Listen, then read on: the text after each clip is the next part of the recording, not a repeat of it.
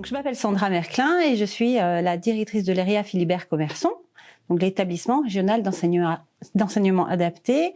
Et je suis à ma 15e année maintenant de personnel de direction. J'ai été CPE. Avant ça, j'étais assistante d'éducation. Et donc, je pilote cet établissement maintenant depuis 7 ans.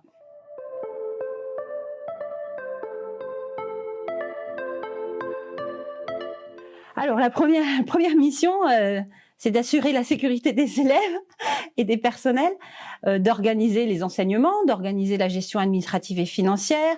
Mais le cœur du métier, c'est vraiment le pilotage. C'est construire une politique d'établissement, conduire ses équipes, créer une culture commune dans l'établissement, une identité qui nous permet d'avancer, de trouver des projets dans l'intérêt de tous les élèves.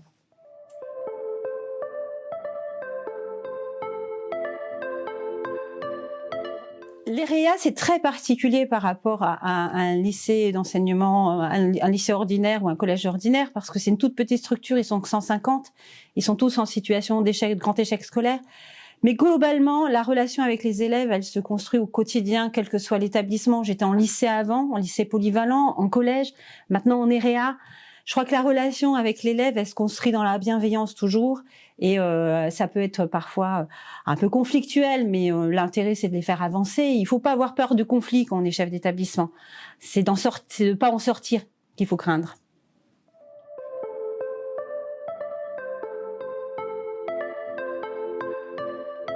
Le secrétaire général, c'est vraiment un pilier de l'établissement. Il connaît tout le fonctionnement administratif.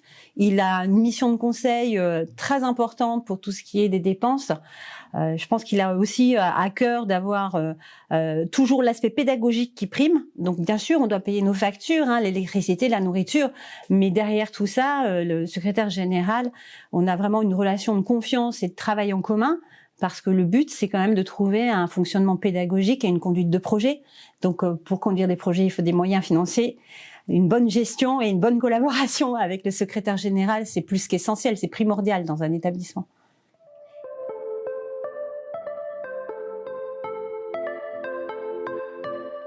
Ce qu'il y a de plus gratifiant dans le métier de chef d'établissement, je crois que c'est quand on réussit quelque chose qu'on a mené pendant plusieurs mois.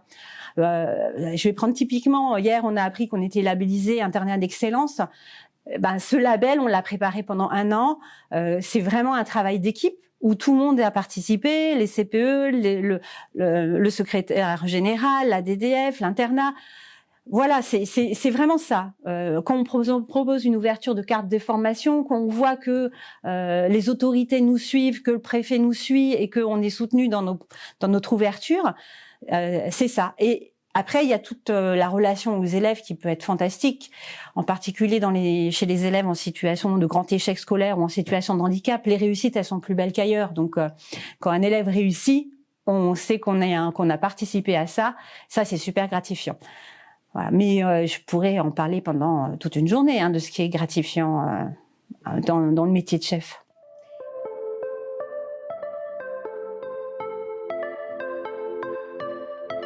Faut y aller.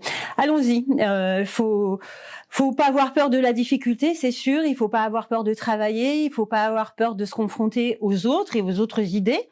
Il faut savoir porter les siennes et les valeurs communes de l'éducation, mais aller dans le même sens. Et il faut se dire qu'on est aussi là pour mettre un peu d'huile dans les rouages de tout le monde, pour faire cohabiter des élèves, des enseignants, des personnels administratifs, des infirmières, des assistants d'éducation.